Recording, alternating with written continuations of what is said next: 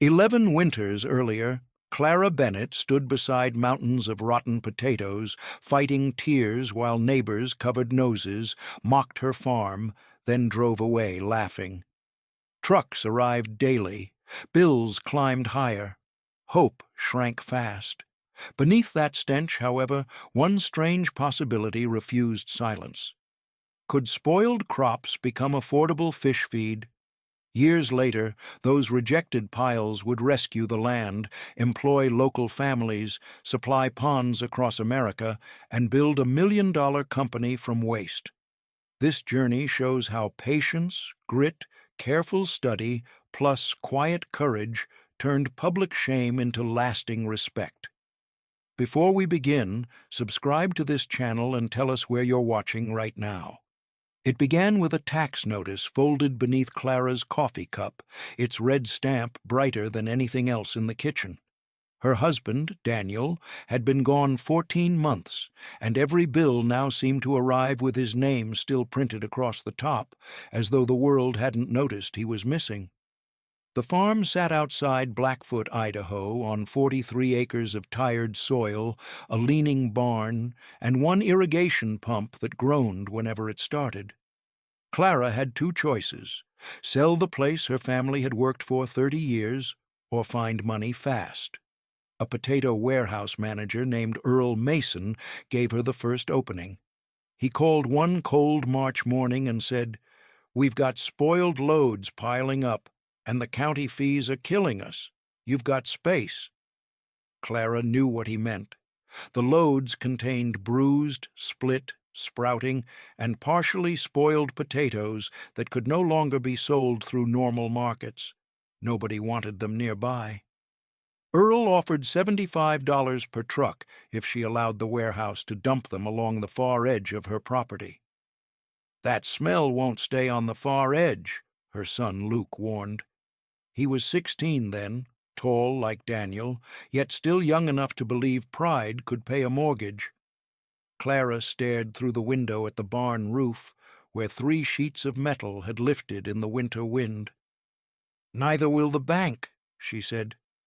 Before sunrise, the first truck arrived, its tailgate opened, and several tons of ruined potatoes rolled onto the frozen ground with a wet, heavy sound. Within days, more loads came, then more. What began as one ugly mound became a long brown ridge behind the barn. With spring came something worse. Warm air loosened the skins, released sour liquid, and carried the smell toward the county road. Flies gathered in thick clouds. Coyotes came at night. Drivers slowed down, pointed, and laughed. One neighbor asked whether Clara had opened Idaho's largest compost toilet. Another told Luke his mother was turning their farm into a dump. He came home furious. "They're making jokes about Dad's land." Clara's face tightened, but she kept sorting invoices. "They can laugh. Laughter doesn't take the farm." Each payment covered something small: diesel, groceries, a pump repair, or part of the property tax. It was never enough to make Clara feel safe, but it carried the family through another week. As months became years, potato harvests came and went while trucks kept crossing Clara's gate. Warehouses liked the cheap arrangement, so they sent her damaged sacks, rejected loads, and spoiled stock nobody else would touch. The money stayed low, the shame stayed high. Clara kept watching closely. Rain, heat, and time changed the piles in ways she began to recognize. Beetles appeared first, worms followed, chickens scratched near the softer edges. Even the pond fish snapped at insects falling from the rot. Everyone else saw decay. She began seeing movement. Something inside that waste was still feeding life, and once she understood that, the rotten potatoes no longer looked like an ending to her at all. Through the next harvest, that thought stayed with Clara, especially on mornings when worms gathered beneath the softest potatoes and small fish circled near the drainage ditch. She began carrying a notebook in her coat pocket, writing down what appeared, how quickly each pile changed, and which animals showed interest. Luke teased her at first. "You're taking notes on garbage now?" "Garbage doesn't usually attract this much attention," she replied.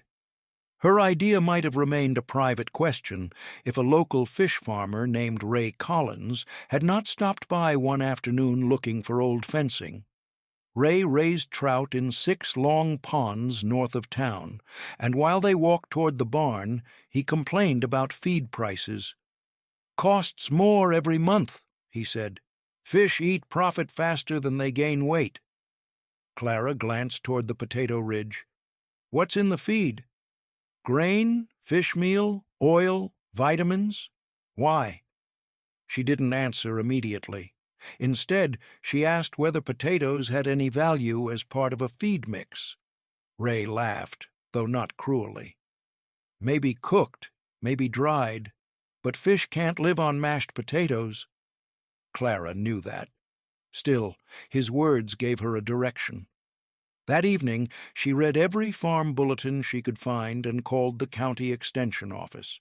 She learned that potatoes could supply useful starch and energy, but not enough protein by themselves. Their high moisture also encouraged rapid spoilage, while mold, rot, sprouts, and green tissue could make unsuitable material unsafe.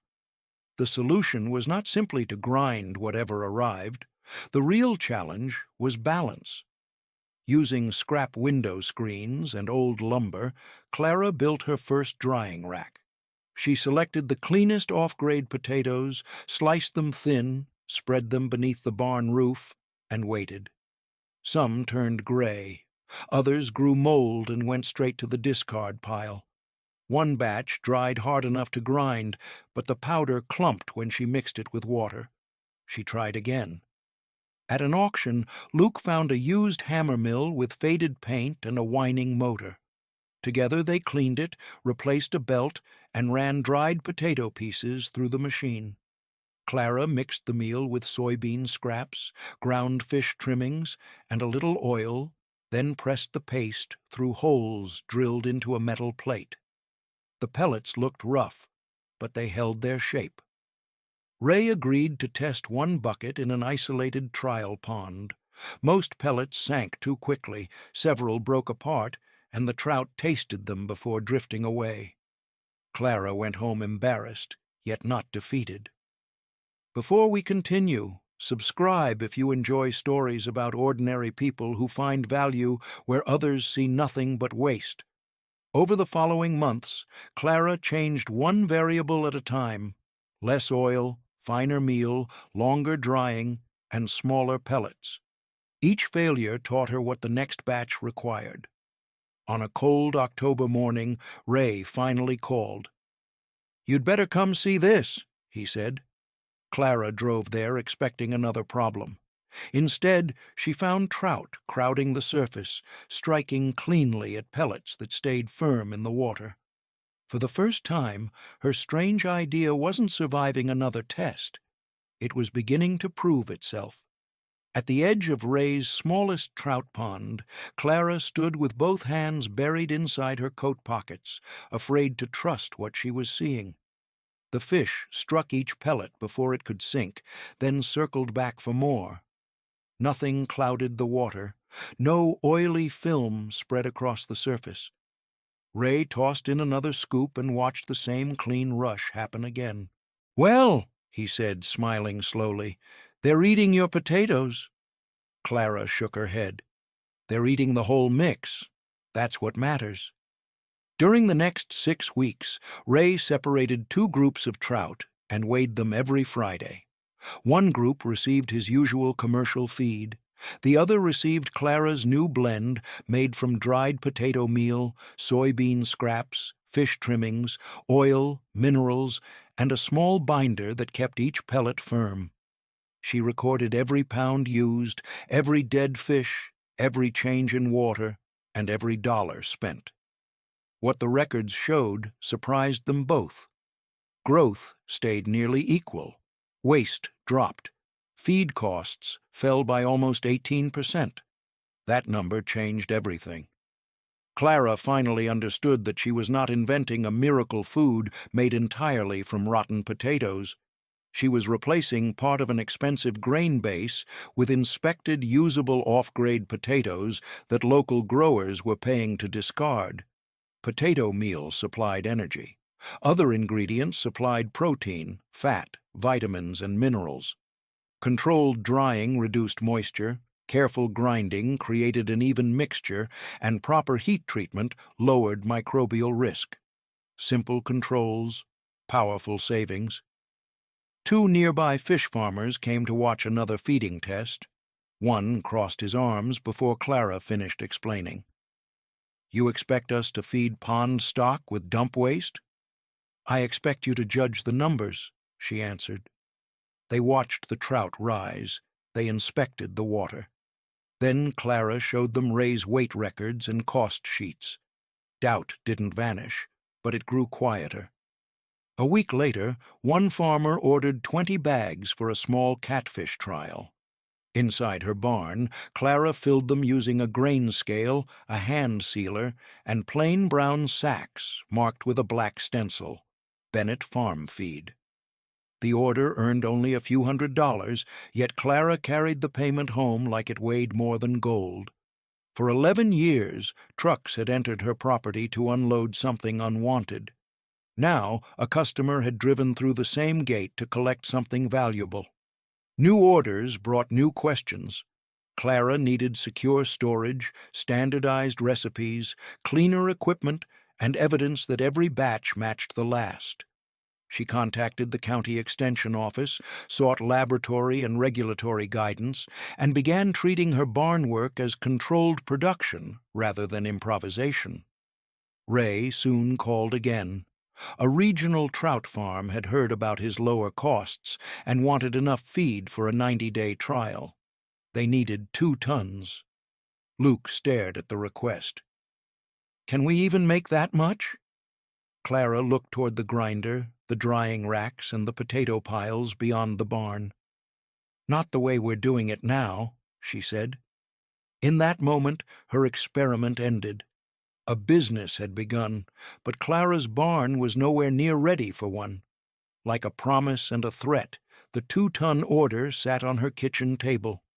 Ray's regional buyer wanted delivery in 30 days, packed in uniform bags, with the same formula in every batch. Clara owned 1 tired grinder, 3 drying racks, a hand sealer, and a tractor that stalled whenever the engine grew warm. Luke read the order again. "We need help. We need a system," Clara said. Clearing half the barn came first. Old tools moved into a shed. Broken fencing went behind the machine room. Clara marked separate areas for incoming potatoes, drying, grinding, mixing, and finished bags. She wrote each step on a sheet of plywood and hung it beside the door. Nothing could be guessed anymore. Every load had to be checked. Moldy, heavily rotted, green, sprouted, contaminated, or chemically tainted potatoes were rejected. Only suitable off-grade material was washed, trimmed, sliced, dried, weighed, and recorded. Clara measured each ingredient twice, then kept a sample from every finished batch in a sealed jar. Progress came slowly. Neighbors saw lights burning past midnight. Luke fed sliced potatoes into the dryer, while Clara mixed meal beneath a cloud of dust.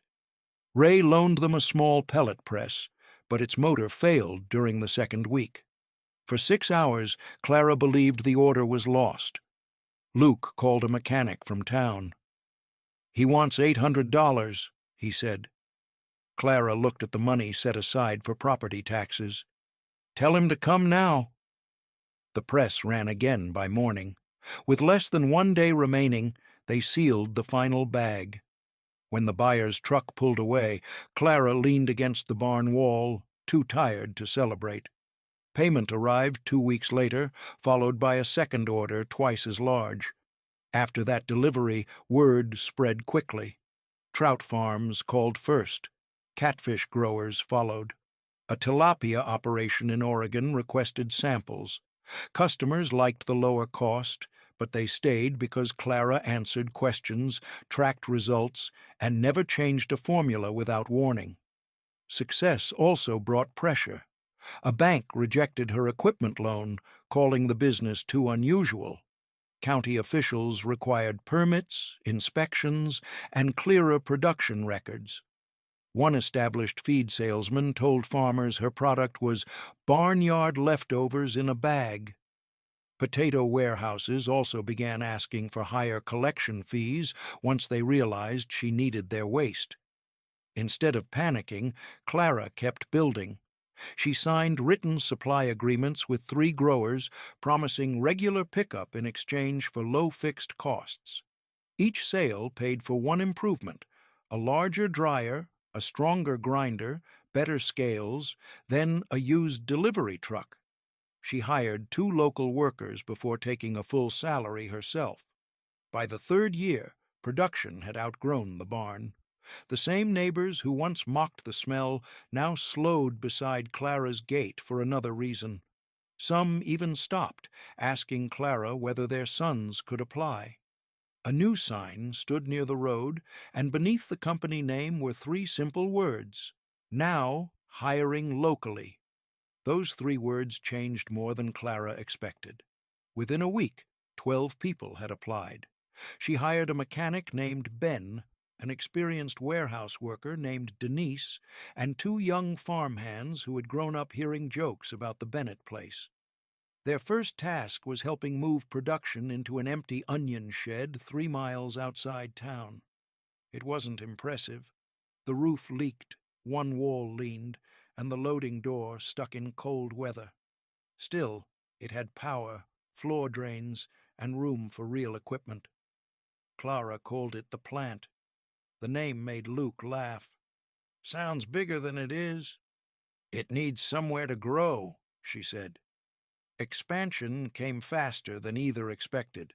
A regional distributor placed Bennett Farm feed in 6 stores across Idaho and Oregon.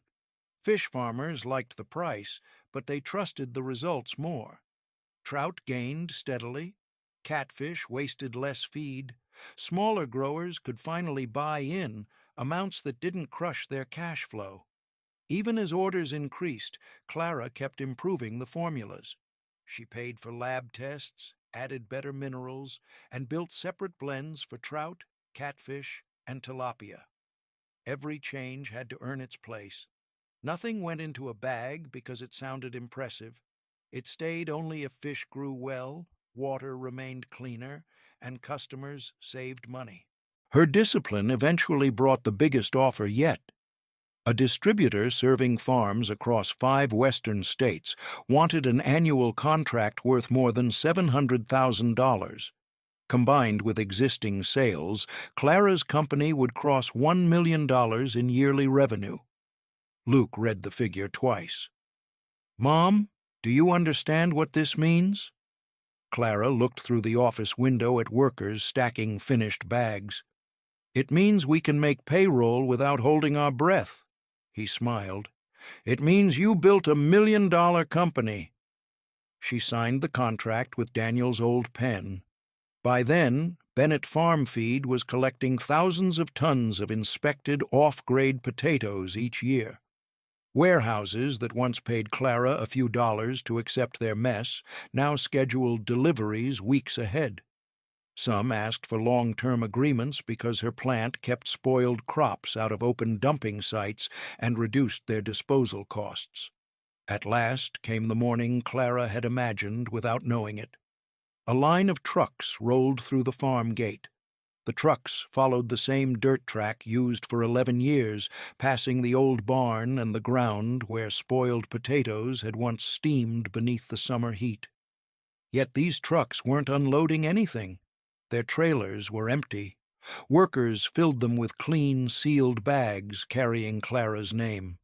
Several former critics stood nearby, waiting for jobs, contracts, or advice. Nobody covered their nose. Nobody laughed. Luke joined Clara beside the loading area and watched the last truck pull away. "Dad would have loved this," he said. Clara nodded, holding back tears. The waist had not changed first. Clara had. And because she kept looking after everyone else turned away, an embarrassment became an industry.